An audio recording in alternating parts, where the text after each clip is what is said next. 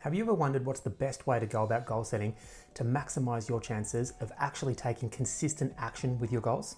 Well, stick around because today I'm going to share exactly what I share with my coaching clients that allows them to not only set goals in line with their vision, but allows them to start taking consistent action in line with their goals.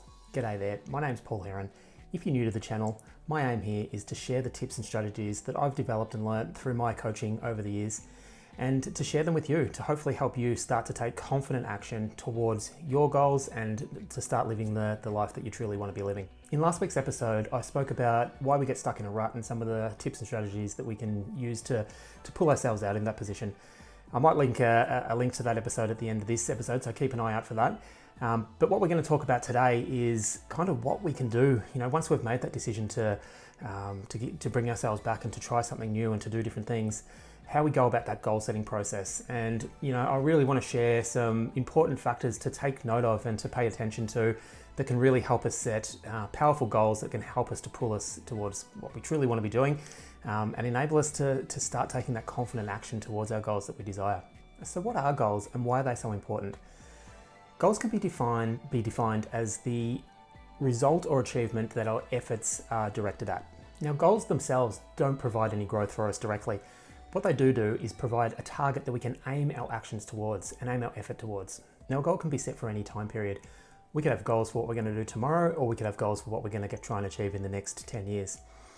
In terms of goal setting, I'm going to probably focus on the shorter term goals with what I talk about today. But I think it's really important to probably start with the longer term vision. What are the things that we want to try and achieve in the next 2 years, in the next 10 years? The big career goals, family goals, investment goals, the things that we really want to achieve over a longer period of time is where we can start to aim our smaller goals towards. Now, the challenge we have is by setting longer term goals, it can be really difficult for us to break down those goals into manageable chunks that we can start to take action towards. It can seem daunting and overwhelming. So I like to look at those longer term goals as the ultimate goal. That's the ultimate achievement that we want to try and achieve. All of our ultimate goals can be broken down into key milestones. I kind of like to look at it as if we're climbing a mountain. The top of the mountain is the ultimate goal that we want to achieve, but we might break that journey or that path up the mountain up into various different stages. There might be 6 or 7, there could be more. But we want to try and break that journey up into manageable pieces that are going to become mini goals in themselves. I'm often asked how challenging our goals should be. And I guess that's the next step. And my response typically is as challenging as you can let them be.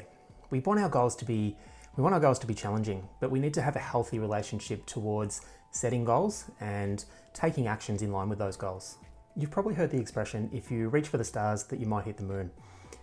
I think in theory, this is an awesome statement and it sounds amazing. The trouble that we have is, though, that for us to be okay with applying this in practice, we have to be okay with not hitting our original goal in the first place. Now, when we start setting challenging goals, it typically means we're doing new activities, learning new skills, and venturing out of our comfort zone into the unknown. If this is the case, it means we're going to fail as we're learning this new skill, and we're probably going to fail a lot. Remember back to when you were learning to ride a bike, for example.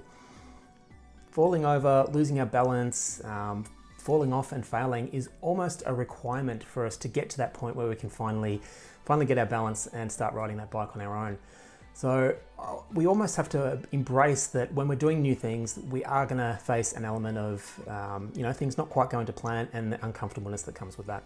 The next important piece that I talk my clients through is becoming really specific with goals. So when writing down your goals, and I do recommend that you write down your goals, it can be a really powerful thing to enable you to reflect back on, but try and be as specific as you can and write them in such a way where you are going to be able to measure whether you achieved the goal or not. There's a few different ways this can be done, but as a minimum, I always recommend setting a time frame that you want to try and achieve the goal in, as well as some form of measurement where you're going to be able to look back and easily be able to determine whether or not you've achieved the goal or not. The last piece that I'm always talking my clients through is really just focusing on building that healthy relationship with things not going to plan. Setting challenging, specific, timely goals can be very daunting, and it's important that we do focus on building that healthy relationship with goal setting itself and with failure and things not going to plan. So keep remembering, When we do venture out of our comfort zone and we're trying new things, we are going to fail, and we're going to fail a lot, and that's a good thing. Every time we fail, every time something doesn't quite go to plan, there's an opportunity there for us to learn lessons that we can take into the next effort that we put into the task we're trying to achieve.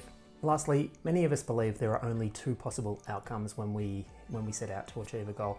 Either we are successful, we hit the goal, or we fail and we fall short. The third possible outcome is that we exceed the goal. The problem is that this is much more rare, because what typically happens is we're putting our time and effort and energy into achieving a particular goal that we're striving towards. And if we're lucky enough to hit that goal, we pull off the gas and we stop applying our energy towards that goal. So, we become comfortable and content with the result that we've achieved. But maybe the takeaway there is that if that goal had been set to a much higher standard or a much more challenging difficulty, then we probably would have been able to continue to push ourselves towards the higher goal.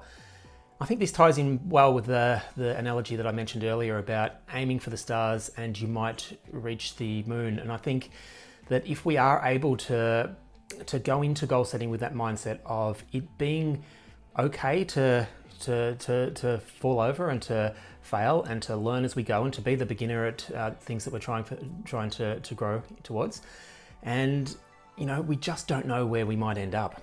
So what can we do to ensure that we are setting challenging, specific, timely goals that are in line with our future vision? And the answer is to make the goals dynamic, to be flexible with our goal setting, and to build a system that allows us to use the results from our actions to determine what the next actions that we take are going to be. The way this works is by only focusing on what the very next step is, taking confident action in line with that step, and reviewing the results afterwards and updating the plan and the goals accordingly to inform what the next step is going to be. This process can work really well, but it requires us to have a healthy relationship with failure, with things not quite going to plan, with taking action and taking confident action, and the goal setting process in itself. And if we follow this process, it really can lead to the goals themselves developing into something far beyond what we ever thought was possible. Thank you so much for watching and getting to the end here. I hope you've got some awesome value and you're ready to go off and set some goals. Just remember, this is a skill that it takes time to develop, and it really is just a matter of starting this process of setting challenging goals and learning to be okay with whatever the results may be, focusing on taking the actions themselves and letting the results take care of themselves. So that's it for now. Remember, I'm going to be diving into a different topic each week. If there's anything you want me to explore a little bit further, mention it in the comments below, and I can do a future video on that topic. Very much open to giving you guys what you want to hear. If you haven't already subscribed, hit that subscribe button now and keep up to date with all those future releases as they come out. So bye for now. Talk to you soon.